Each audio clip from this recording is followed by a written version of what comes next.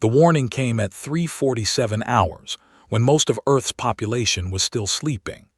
Deep inside the Planetary Defense Command Center, buried 300 meters beneath the Swiss Alps, Lieutenant Commander James Ortega watched his screen flash red with growing alarm.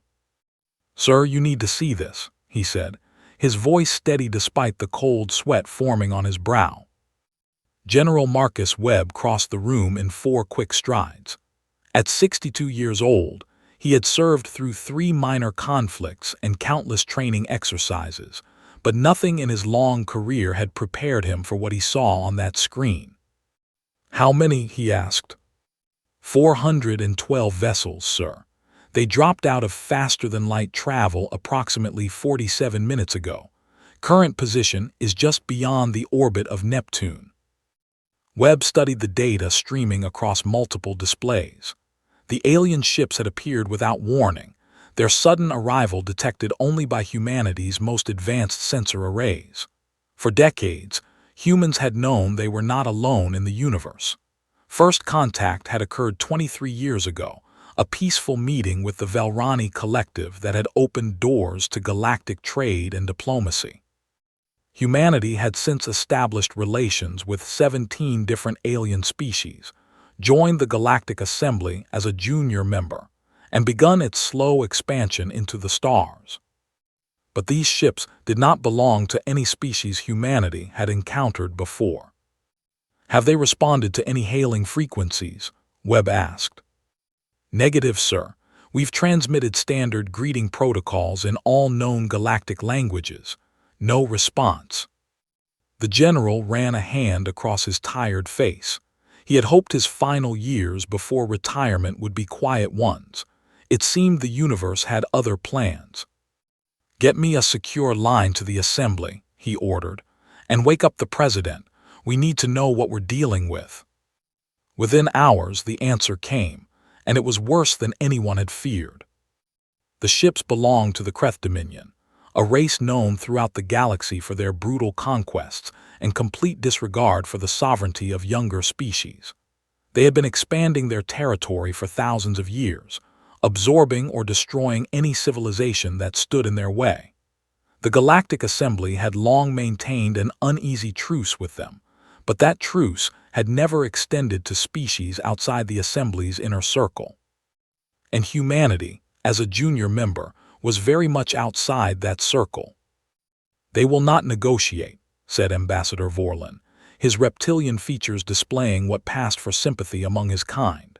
He had been Earth's liaison to the Assembly for 15 years and had grown fond of the curious, determined creatures he worked with. "The Kreth do not recognize the sovereignty of any species that has achieved faster-than-light travel within the last 5,000 years. To them, you are nothing but resources to be harvested." The emergency council session was held in Geneva, the great hall packed with representatives from every nation on Earth. United Nations Secretary General Fatima Abbas stood at the podium, her voice calm but heavy with the weight of her words. "We have 27 days before their fleet reaches Earth," she announced. 27 days to find a way to defend our planet against a force that has conquered dozens of worlds. In the rows below her, generals and admirals exchanged worried glances. Earth's space fleet was still young, comprised of only 43 combat-capable vessels. Their weapons were based on technology shared by friendly alien races, but that technology was considered primitive by galactic standards. Against 400 Kreth warships, they would be destroyed in minutes. "What about the Assembly?" asked the Chinese delegate. "Surely they will not stand by while one of their members is attacked." Ambassador Vorlon's translator crackled as he responded. "The Assembly has offered to evacuate a portion of your population, perhaps 2 million individuals. They express regret that they cannot do more, but direct military intervention against the Kreth would trigger a war that could consume the entire galaxy." The room erupted in angry shouting. 2 million out of 9 billion, less than a fraction of a percent. It was no salvation at all. General Webb sat quietly through the chaos, his mind racing through possibilities. He had spent his entire career studying warfare, both human and alien, and he knew that in any conflict, victory did not always go to the stronger force. History was filled with examples of smaller armies defeating larger ones through superior tactics, better intelligence, and sheer determination. The Kreth were powerful, but they were also arrogant. For thousands of years, they had crushed every species they encountered with overwhelming force. They had no need for strategy because their enemies had never posed a real threat. Perhaps that could be their weakness. "Madam Secretary," Webb spoke up, his gravelly voice cutting through the noise. The room fell silent. "I would like to propose an alternative to surrender." Abbas regarded him with tired eyes. "We are listening, General." Webb stood, his uniform crisp despite the long hours without sleep. "The Kreth expect to find a world of primitives waiting helplessly for conquest. They expect us to either flee or throw ourselves uselessly against their superior firepower. I suggest we give them neither." He walked to the holographic display at the center of the room, pulling up a star map that showed the incoming fleet's trajectory. "For the past 3 years, I have been working with a team of scientists and strategists on classified projects involving deep space surveillance and asymmetric warfare tactics. We have capabilities that the Assembly does not know about, capabilities that even the Kreth will not expect." The American delegate leaned forward. "What kind of capabilities?" Webb allowed himself a small smile, the kind that might just give us a fighting chance. Over the next several hours, Webb outlined his plan. Earth's sensor technology, while considered basic by galactic standards, had been secretly augmented with advances that human scientists had developed independently. By combining these with old-fashioned human ingenuity, they had created a surveillance network capable of tracking ships across vast distances with remarkable precision. "We know where every Kreth ship is right now, and we can predict where they will be with 97% accuracy," Webb explained. "That intelligence alone is worth more than 100 warships." But intelligence was only the beginning. Webb's team had also been developing new weapons systems, unconventional technologies that exploited weaknesses in standard galactic ship designs. The alien races who had shared their technology with humanity had unknowingly provided the blueprints for their own defeat. "The Kreth shields are designed to repel plasma weapons and kinetic projectiles," Webb continued. "But they are vulnerable to electromagnetic pulses delivered at specific frequencies. We have developed missiles that can penetrate their defenses and disable their power systems." "How many of these missiles do we have?" asked the Russian delegate. Webb paused. "Not enough to destroy their entire fleet, but enough to even the odds." The plan was risky. It relied on perfect timing, flawless coordination, and a fair amount of luck. But as the hours passed and the Kreth fleet drew closer, it became clear that it was the only chance they had. Secretary General Abbas called for a vote. One by one, the nations of Earth pledged their support. For the first time in human history, every country on the planet united behind a single purpose. They would not go quietly into the night. They would not surrender their world without a fight. And in the dark spaces between the stars, the Kreth fleet continued its approach, utterly unaware of the trap that humanity was preparing for them. The weeks that followed were the busiest in human history. Every factory capable of producing advanced technology was converted to military production. Scientists worked around the clock to manufacture the specialized missiles that formed the core of Earth's defense strategy. Training programs were accelerated. Simulation runs conducted thousands of times. But Webb knew that technology alone would not be enough. The Kreth were experienced warriors who had conquered countless worlds. To defeat them, humanity would need something more. They would need the one thing that had allowed humans to survive and thrive against all odds throughout their history. They would need to think differently. In a secure facility in northern Canada, A young captain named Elena Vasquez studied the telemetry data streaming in from Earth's sensor network. She had been personally selected by Webb to lead one of the most dangerous missions of the operation. "The fleet is maintaining standard formation," she reported. "No deviations from projected course." Webb nodded. "Good. Let them believe they have nothing to fear.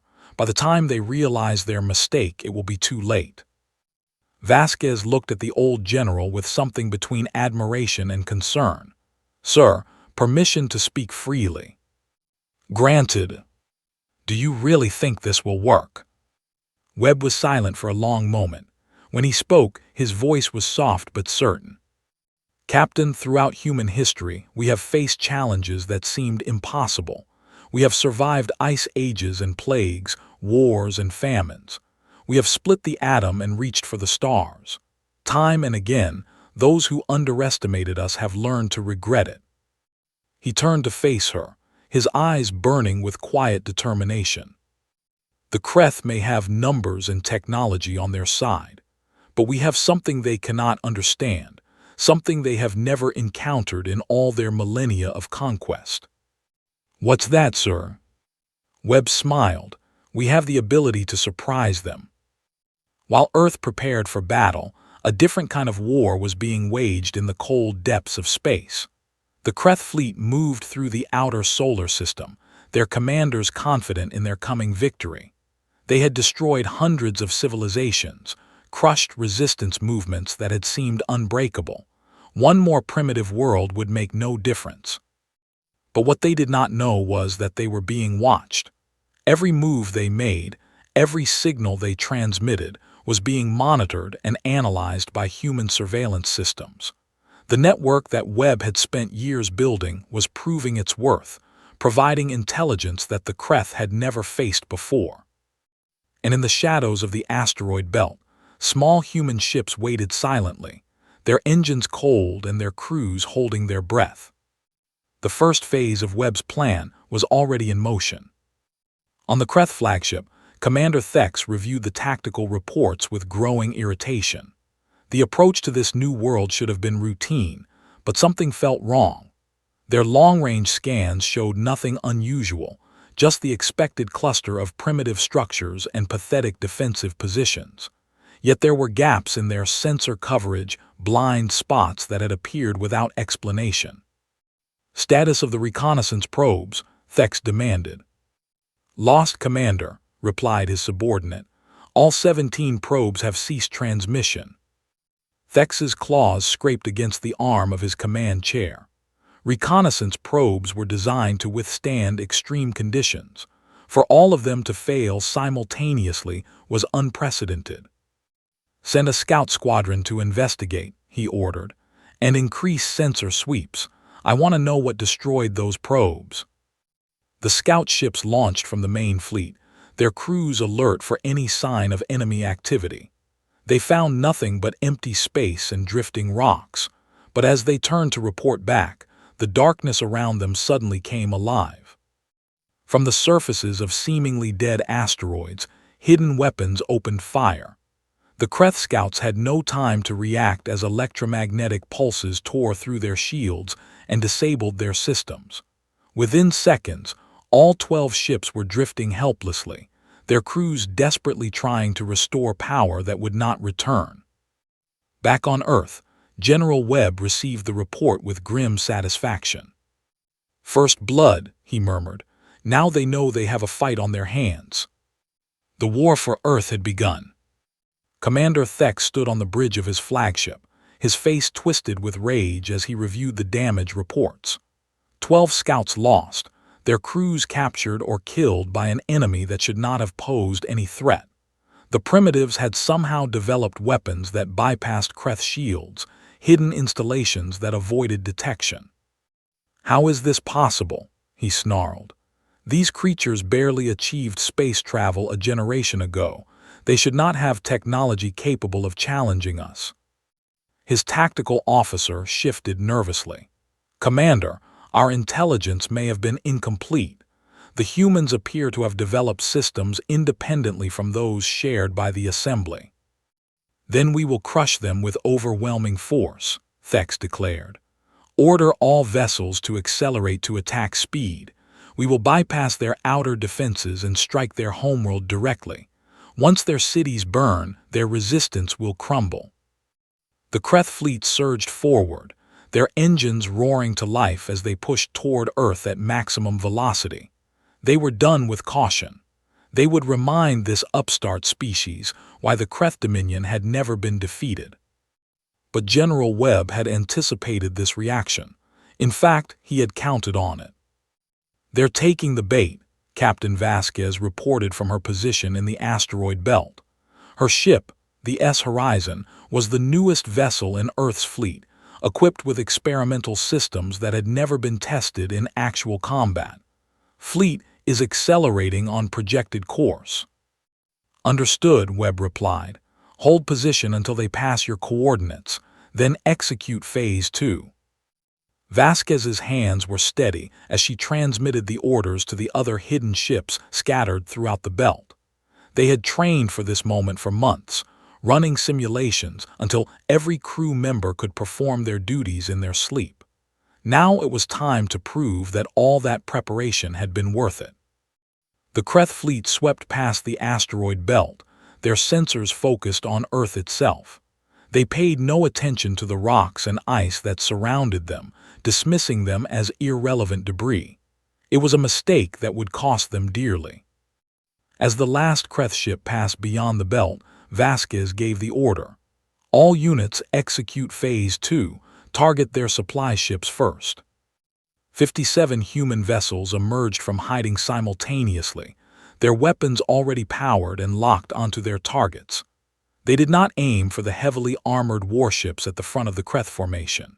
Instead, they struck at the vulnerable support vessels that carried fuel, ammunition, and supplies for the invasion force. The Kreth had never needed to protect their supply lines. No enemy had ever been bold enough to attack them from behind while they advanced. They had no defensive protocols for such a situation, no contingency plans for an assault that came from an unexpected direction. In the first 15 minutes of engagement, 38 Kreth supply vessels were destroyed or disabled. Human missiles tore through their minimal shields, and electromagnetic pulses disrupted their power systems. The explosions lit up the darkness of space, visible even from Earth's surface as brief flashes of light among the stars. Commander Thex received the reports with growing disbelief. "They attacked our supply trains, while we advanced on their homeworld." "Yes, Commander. Losses are significant. Our fuel reserves have been reduced by 40%, and our ammunition stores are critically depleted." For the first time, Thex felt something he had not experienced in centuries of conquest: uncertainty. The humans were not fighting like any species he had encountered before. They did not mass their forces for a glorious last stand or flee in terror from his superior numbers. Instead, they struck from shadows, hit unexpected targets, and disappeared before his forces could respond. It was maddening, it was unprecedented. And it was exactly what General Webb had intended. The second phase of Earth's defense strategy had been designed around a simple principle that human military strategists had understood for thousands of years. An army marches on its stomach. Without adequate supplies, even the mightiest force would eventually grind to a halt. The Kreth had fuel for combat operations, but their reserves were now dangerously low. They could continue their advance, but they would have no margin for error, no ability to sustain a prolonged campaign. Webb pressed his advantage. "Move to Phase 3, he ordered. "Begin harassment operations." Across the solar system, small human ships emerged from hiding to strike at isolated Kreth vessels. They did not engage in direct confrontation. Such battles would have been suicidal given the disparity in firepower. Instead, they used hit-and-run tactics, launching missiles from long range and retreating before the enemy could respond. They mined approach routes, forcing Kreth ships to slow down and scan for threats. They broadcast false signals that drew enemy patrols away from the main fleet, creating confusion and wasting precious time. The Kreth were warriors, bred for battle across countless generations, but they had always fought enemies who stood and faced them directly. This new form of warfare, this constant harassment from an enemy who refused to be pinned down, was driving them to distraction. "Find them," Thex roared at his officers. "Track their ships and destroy them." But Earth's surveillance network continued to provide the human forces with perfect intelligence about enemy movements. Every time the Kreth sent ships to hunt their tormentors, those hunters found only empty space. The humans always knew where the enemy was, and the Kreth could never find where the humans were hiding. Back on Earth, the population watched the battle unfold through news broadcasts that carried carefully edited footage from the front lines. They saw their ships striking at the enemy and escaping unharmed. They saw Kreth vessels burning in the void. For the first time since the invasion began, hope began to spread. Secretary General Abbas addressed the world from the United Nations building, her voice filled with quiet pride. "Our forces have engaged the enemy and achieved significant victories. The Kreth fleet has been damaged, their supply lines disrupted, but this battle is far from over. We must remain united, remain vigilant, and remain determined. The future of our species depends on the actions we take in the coming days." In homes and shelters across the planet, people watched and prayed and hoped. They had always known that the universe was vast and dangerous, that there were forces beyond Earth that could threaten everything they held dear. But now they saw that humanity was not helpless, that they had warriors willing to risk everything to protect their home. The mood on the Kreth flagship was considerably different. Commander Thex paced his bridge like a caged predator, his rage barely contained. His officers avoided his gaze, fearful of drawing his attention. "Report," he demanded. "We have lost 73 vessels, Commander. An additional 42 are damaged and operating at reduced capacity. Fuel reserves are at critical levels, and we have expended 60% of our missile stockpile against targets that were not there." Thex stopped packing. "Not there, explain." "The humans are broadcasting false signals, Commander. They make it appear that their ships are in locations where no ships exist. When we attack those positions, we waste ammunition on empty space." It was a simple trick, one that any Kreth tactician should have anticipated, but no enemy had ever needed such deception against them before. The Kreth won through raw power, not through trickery and misdirection. For the first time, Thex began to wonder if he had underestimated these humans. "How long until we reach their homeworld?" he asked. 12 days at current speed, Commander." 12 days. If the current rate of attrition continued, he would arrive at Earth with less than half his original force. Still enough to conquer the planet, perhaps, but the victory would be far more costly than anticipated. "Order all vessels to tight formation," Thex decided. "No more detachments. We will advance as one unified force and crush any resistance in our path." His officers hurried to comply. A tight formation was not ideal for a fleet this size. It reduced maneuverability and made it harder to respond to threats from multiple directions. But it also protected against the harassment tactics that had proven so effective. Webb received reports of the enemy's change in strategy within minutes. He nodded thoughtfully as he studied the new formation patterns. "They're adapting," he observed. "Good, that means they're learning to take us seriously." Captain Vasquez frowned. "Is that not a problem, sir? A unified fleet will be harder to attack." "Harder, yes, but not impossible." Webb pulled up a holographic display of the solar system, marking the Kreth fleet's current position and projected course. "They've sacrificed flexibility for security. That creates vulnerabilities we can exploit." He traced a line on the display, showing the path the fleet would take toward Earth. "Here," he said, pointing to a region of space near the orbit of Mars. "This is where we'll make our stand." "Sir, with respect, we don't have the firepower to face them in direct combat." Webb's smile was thin but confident. "We're not going to fight them directly, Captain. We're going to do something they won't expect." Over the next several hours, Webb laid out the final phase of his plan. It was audacious, risky, and relied on capabilities that had never been tested outside of simulations. If it worked, it would cripple the Kreth fleet and force them to retreat. If it failed, Earth would be defenseless. "The Kreth expect a conventional battle," Webb explained to his senior officers. "They expect us to mass our forces, engage them with whatever weapons we have, and die gloriously.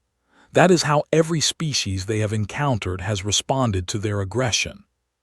He leaned forward, his eyes intense. "We are going to give them something else entirely. We are going to show them that humans do not fight fair, and we do not fight by the rules that other species follow. We are going to win this war by being smarter, faster, and more creative than they ever imagined possible." The officers listened as Webb outlined the details. When he finished, there was a long silence.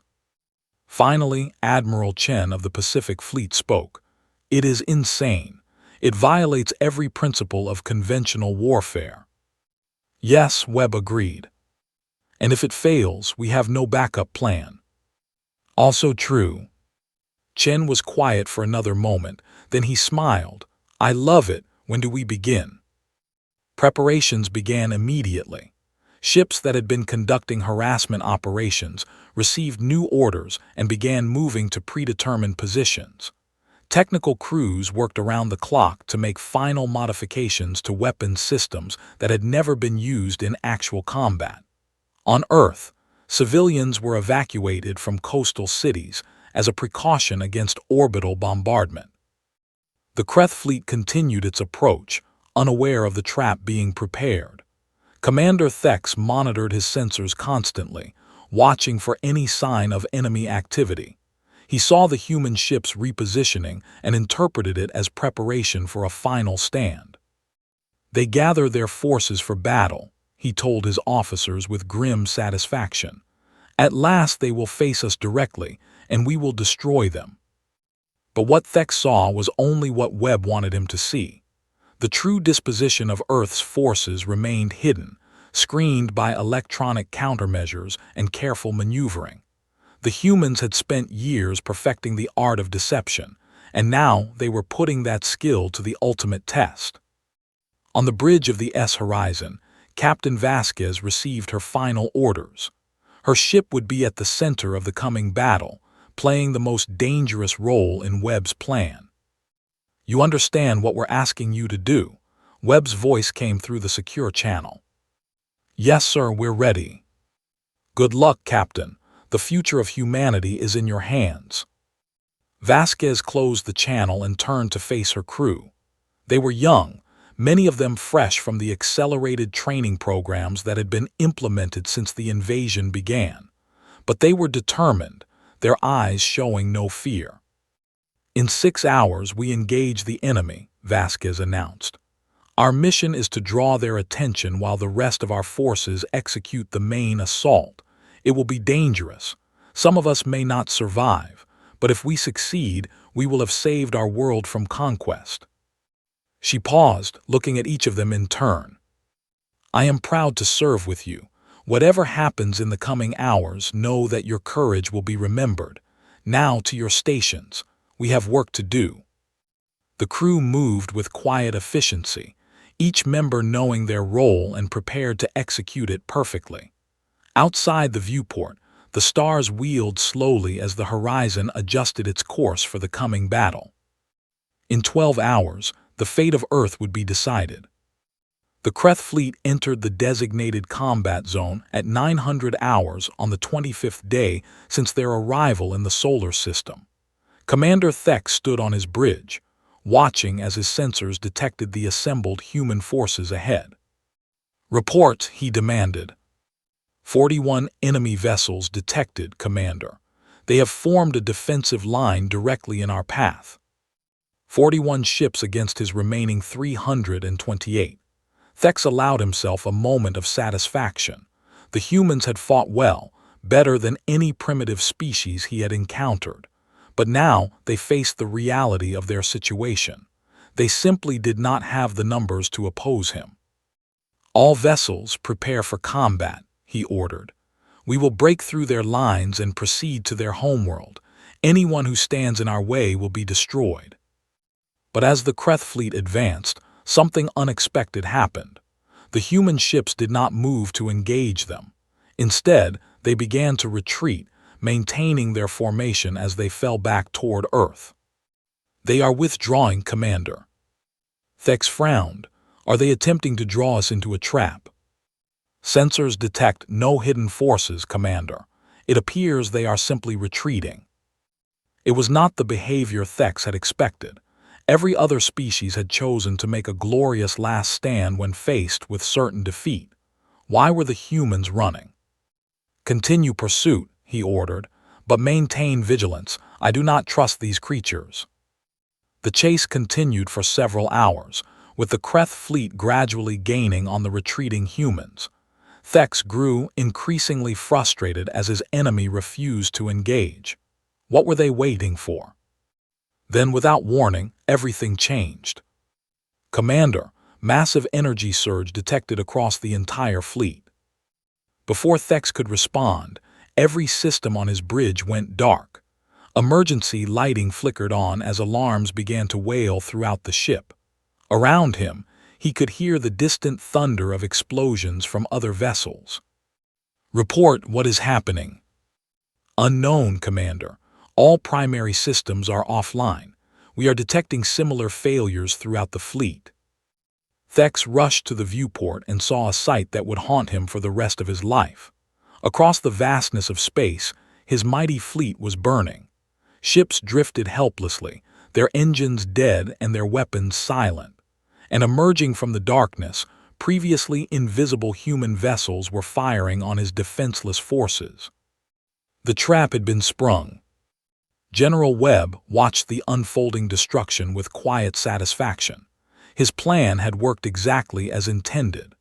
The retreating human fleet had been a decoy, drawing the Kreth into a carefully prepared kill zone. Hidden among the debris of previous battles, dozens of ships carrying specialized electronic warfare equipment had waited for the perfect moment. When the signal came, they activated their weapons simultaneously. Powerful electromagnetic pulses, tuned to the precise frequencies that the Kreth shields could not block, swept through the enemy fleet. Every ship caught in the blast zone experienced immediate and catastrophic system failures. Now the real battle could begin. "All units engage," Webb ordered. "Target their command ships first. Cut off the head and the body will die." Human vessels swarmed over the helpless Kreth fleet like predators closing on wounded prey. Missiles found their marks on ships that could not maneuver or defend themselves.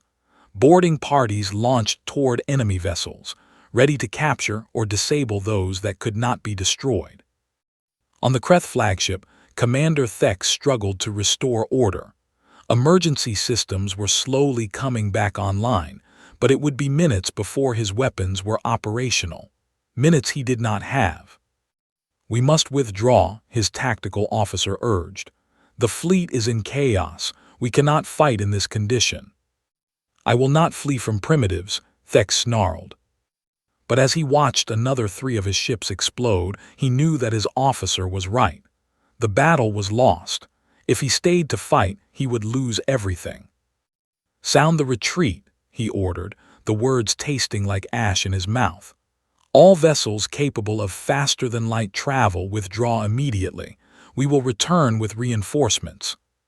But retreating proved more difficult than expected. Human ships had positioned themselves to cut off the most direct escape routes, forcing the surviving Kreth vessels to scatter. Many were picked off by waiting hunters. Others collided with each other in the chaos. By the time the remnants of the Kreth fleet finally escaped into the safety of faster-than-light travel, they had lost 273 vessels. Only 55 ships survived, many of them damaged and barely functional. On Earth, the news spread within minutes. People poured into the streets, crying and laughing and embracing strangers. Church bells rang. Fireworks lit up the sky in a dozen cities. For the first time in weeks, the fear that had gripped the planet began to lift. At the United Nations, Secretary-General Abbas addressed the world with tears streaming down her face. "We have won," she announced. "Against all odds, against an enemy that had never known defeat, humanity has prevailed. Our brave soldiers have done what no species in galactic history has ever accomplished. They have broken the might of the Kreth Dominion." The celebration lasted for days. Every culture on Earth found its own way to mark the occasion, from solemn ceremonies to raucous parties. The names of those who had fallen in the battle were inscribed on monuments that would stand for generations. But General Webb knew that the war was not over. The Kreth would return. They would rebuild their fleet and come seeking vengeance. And when they did, humanity would need to be ready. In a secure conference room, Webb met with his senior officers to discuss the future. Maps of the solar system covered the walls, marked with proposed defense installations and patrol routes. "We have perhaps 5 years before they can mount another assault," Webb estimated. "In that time, we must expand our fleet, improve our weapons, and establish defensive positions throughout the system." Captain Vasquez, now promoted to Commodore for her heroism in the battle, nodded in agreement. "The Galactic Assembly has already reached out. They are reconsidering their position on military assistance." Webb smiled. "Yes, I expect they are. We have just proven that the Kreth are not invincible. That changes everything." In the weeks that followed, representatives from dozens of alien species arrived on Earth. Some came to offer congratulations and propose alliances. Others came to study the tactics that had defeated the previously unconquerable Kreth. The Assembly, which had once dismissed humanity as primitive newcomers, now treated them with newfound respect. But Webb's proudest moment came when Ambassador Vorlon visited the command center to deliver a personal message. "The Assembly has voted to grant Earth full member status," Vorlon announced. "You are no longer considered a junior species. From this day forward, humanity will have an equal voice in galactic affairs." It was recognition that humanity had earned through courage, ingenuity, and determination. They had faced an impossible challenge and emerged victorious, not through superior numbers or technology, but through the qualities that had defined their species since its earliest days. They had thought differently, they had adapted, they had refused to accept defeat. And the galaxy would never underestimate them again. 1 year after the battle, a ceremony was held at the site of the first engagement, where the initial Kreth scouts had been destroyed. A memorial station now orbited there, bearing the names of every human who had given their life in the defense of Earth. General Webb, now retired from active duty, floated before the monument in silence. Around him, the families of the fallen paid their respects, their tears drifting in the zero gravity like tiny stars. Captain Elena Vasquez, dressed in her ceremonial uniform, joined him at the viewing window. "They would be proud," she said quietly. Webb nodded. "They gave everything so that the rest of us could live. That is a debt we can never fully repay." He turned to look at the distant sun, a yellow speck against the endless darkness. "But we can honor their sacrifice by building a future worthy of their courage. A future where humanity takes its rightful place among the stars, not as primitives to be conquered, but as equals to be respected." Vasquez smiled. "And if anyone else tries to take our home?" Webb's eyes glinted with the old fire that had carried him through the darkest days of the war. "Then we show them the same hospitality we showed the Kreth." They stood together in silence, watching as ships moved through the space around them, military vessels on patrol, cargo ships carrying supplies, research stations conducting experiments. The solar system was alive with activity, a civilization expanding and growing and reaching for the future.